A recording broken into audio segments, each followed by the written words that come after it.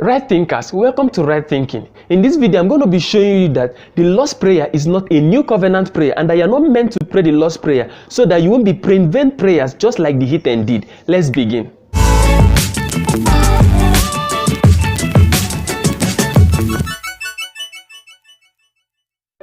The Lord's Prayer is not a new covenant prayer. Jesus was simply giving us a model for prayer and not something to repeat. Remember, the new covenant started after the cross. So let's look at the Lord's Prayer from the new covenant perspective. The reason I'm saying this is because the new covenant was fulfilled by Jesus himself and it cannot be directly applied to us. Let's examine the Lord's Prayer verse by verse, just as it was explained in Matthew chapter 6 verse 9 to 13. Verse 6 says that, "Our Father who art in heaven, hallowed be thy name." The first thing to know that heaven is living inside of the believer because the Father is now resident in the believer. So you are not praying to the Father from a distance, rather you are praying to the Father who is already living inside of you. When Jesus died, the veil that separated us was torn open. We now have access to the Father through Jesus. The next phrase says, "Hallowed be thy name," and this is not affected by the cross. So let's proceed to the next verse. The next verse said, "Thy kingdom come, thy will be done on earth as it is in heaven." When you were unsaved, the kingdom was near. Now that you are saved, the kingdom is inside of you.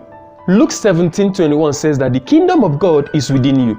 So you don't need to pray for the kingdom of God to come because the kingdom of God had already come. Jesus' appearance in the heart of the believer is the appearance of the kingdom of God. God's will is that he will have all men saved and to come to the knowledge of the truth. Jesus has offered us salvation, and what we have to do to bring God's will to be fully come is to be involved in the work of the ministry, to take this gospel to the world. For we are laborers together with God in bringing the will of God to pass. 1 Corinthians chapter 3 verse 9 said, "Go ye into the world and preach the gospel to every creature. He that believeth and is baptized shall be saved, and he that believeth not shall be damned." In Mark chapter 16 verse 15 and 16.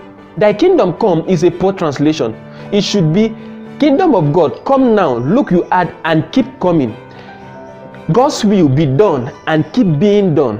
So instead of asking the kingdom of God to come now, you should manifest the kingdom of God on earth. The next verse says, "Give us this day our daily bread." Jesus' body is represented by bread.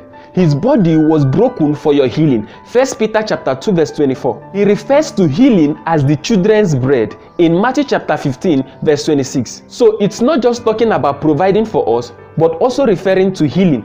Jesus said, "I am the bread of life" in John chapter 6 verse 48. If Jesus is the bread, it means that the bread is supposed to be received once in a lifetime. But the verse says daily bread. Daily bread here does not mean everyday bread. It means sufficient bread. A bread that when you eat once, it will serve you for every day. See how Jesus put it in John 6:35. "And Jesus said unto them, I am the bread of life. He that cometh to me shall never hunger, and he that believeth on me shall never thirst." This means the bread is so sufficient that once you take it, you will never hunger again. It means it's sufficient for a lifetime. So that verse should rather be, "You give us sufficient bread." The next verse says, "Forgive us our debts as we forgive our debtors." Under the law, people forgave in order to gain God's forgiveness. That is a conditional forgiveness. You forgive in order for God to forgive you. But this is not the case. Once you are born again, once you are saved, you receive God's forgiveness not because of you, but because of Christ. Paul said in Ephesians chapter 4 verse 32, "Be ye kind one to another, tender-hearted, forgiving one another, just as God for Christ's sake had forgiven you." God has forgiven you for Christ's sake, not your forgiveness. The next verse says, "And lead us not into temptation." God is not the source of temptation. Matthew chapter 4 verse 3 called Satan the tempter. James chapter 1 verse 13 says, "Let no man say when he is tempted, I am tempted of God, for God cannot be tempted with evil, neither tempted he any man." I did a teaching on temptation. The link will be on the description below. So the line should read, "You lead us not into temptation," because it is not God who is leading you into temptation. Rather, he is the one bringing a route or a way of escape for you. The next verse says, "Deliver us from evil." Paul will put it this way, "Having spoiled principalities and powers, he made a show of them openly, triumphing over them in it." In Colossians chapter 2 verse 15.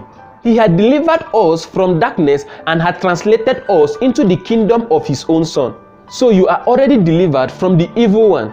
With what I've explained so far, you find out that there is nothing to pray in the Lord's Prayer as a new covenant believer. The Lord's Prayer is not supposed to be recited word for word.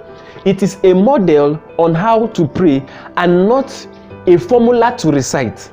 The New Testament has shown us how we can pray as the new covenant believer.